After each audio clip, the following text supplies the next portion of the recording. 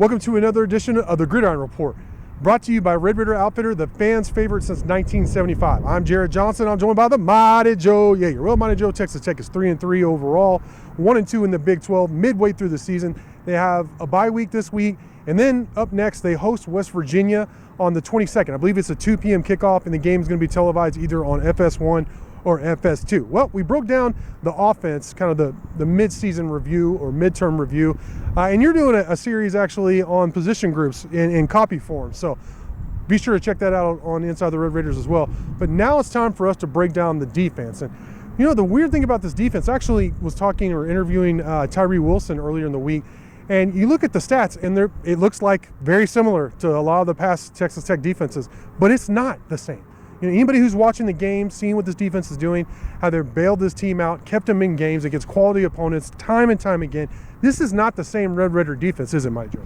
No, it's not. It really it passes the eyeball test. I mean, it's too many times in the past, most years, as a matter of fact, the guys were getting pushed around too much.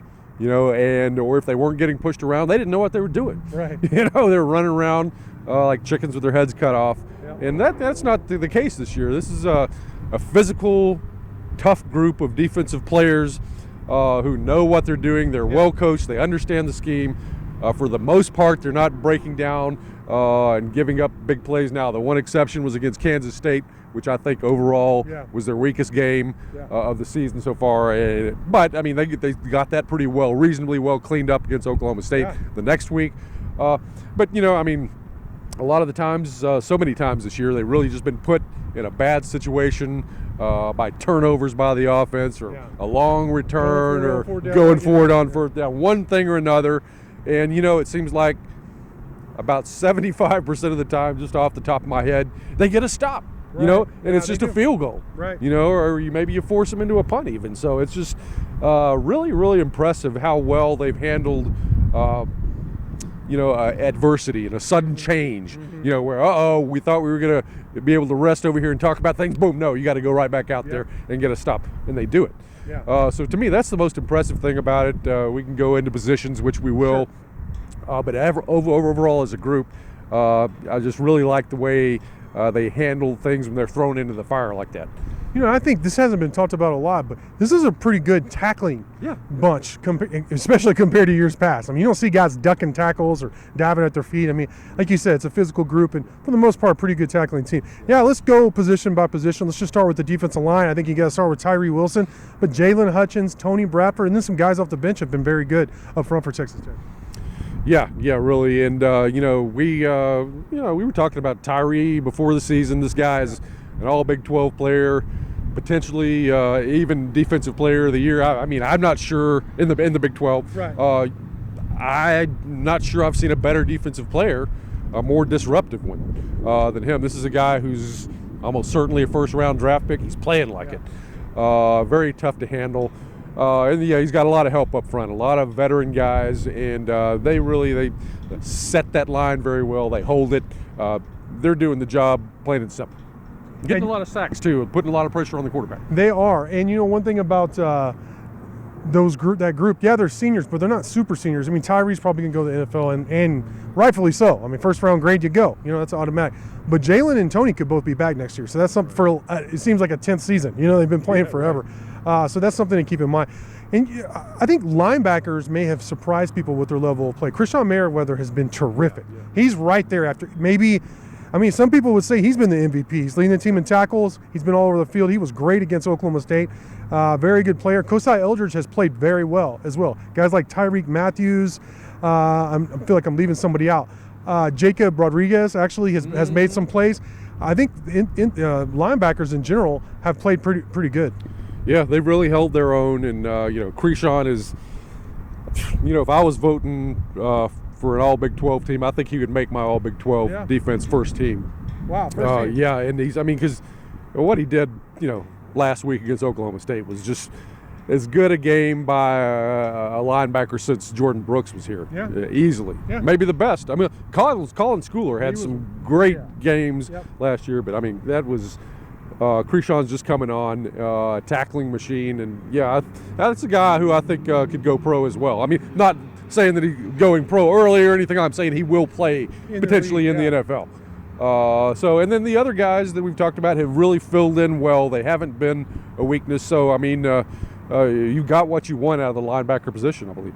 Yeah, and then going to the secondary, we knew about the safeties. We talked about them a lot. Reggie Pearson, Dadrian Taylor-Demerson, Muddy Waters, who's been really good. He's lived up to the hype for sure at kind of like that hybrid position. But it's been the cornerbacks, in my opinion, that have played really well. And I also want to say Tyler Owens, he started last week.